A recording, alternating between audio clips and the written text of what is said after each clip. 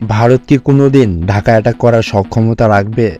যদি আপনি সেনাপতি হন আর আপনাকে দায়িত্ব দেওয়া হয় যুদ্ধে ঢাকাকে ডিফেন্স করা, তবে ঢাকা নিজেই আপনাকে অর্ধেক এগিয়ে রাখবে শুধুমাত্র ঢাকার ভৌগোলিক অবস্থানের কারণে। ঢাকাকে ঘিরে আছে তিনটা বিশাল আকারের নদী, পদ্মা, ব্রহ্মপুত্র ও মেঘনা, যা প্রাচীরের মতো আলাদা করে রেখেছে অন্য অঞ্চল থেকে। এই তিনটি নদী বেষ্টিত সামরিকভাবে সুবিধাজনক এই অঞ্চলটিকে বলা হয় ঢাকার পোল। আর এই তিন নদীটিকে কাজে লাগিয়ে ডিফেন্স পজিশন নেওয়াকে বলে পিবিএম ডিফেন্স, যেখানে পিবিএম মানে হচ্ছে তিনটি নদীর প্রথম অক্ষর, পদ্মা, ব্রহ্মপুত্র ও মেঘনা। বাংলাদেশ একটি নদীমাতৃক দেশ। এদেশে জালের মতো ছড়িয়ে ছিটিয়ে আছে অসংখ্য নদ নদী। মূলত বাংলাদেশকে ডিফেন্ডার প্যারাডাইস বলার অন্যতম কারণ হচ্ছে এই নদ নদীগুলো।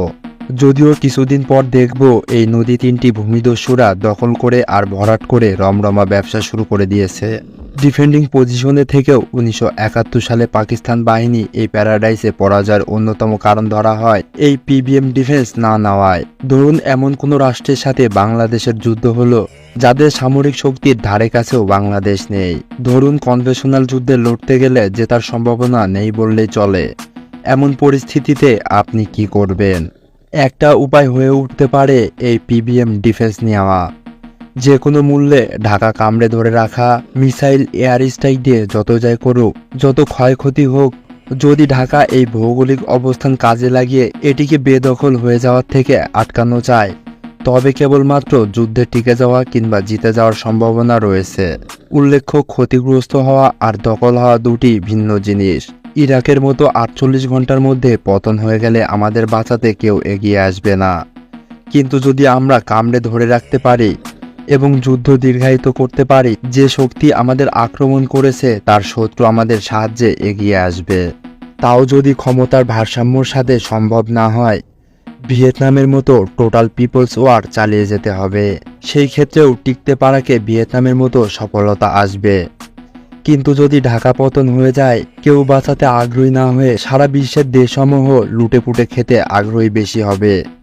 তো এই পরিস্থিতি এড়ানোর জন্য ডিফেন্ডার প্যারাডাইসের ঢাকার পোল রয়েছে, যা একটি আশীর্বাদ জিওগ্রাফিক্যাল অ্যাডভান্টেজ রণনীতির রিলেভেন্ট হাজার বছর ধরেও ছিল, এখনও আছে।